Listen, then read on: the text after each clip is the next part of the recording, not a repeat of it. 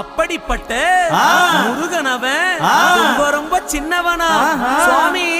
சின்ன சின்ன முருகைய சிங்கார முருகைய கொஞ்சி கொஞ்சி தமிழ் பேசும் செந்தில் வடிவேலனவன்.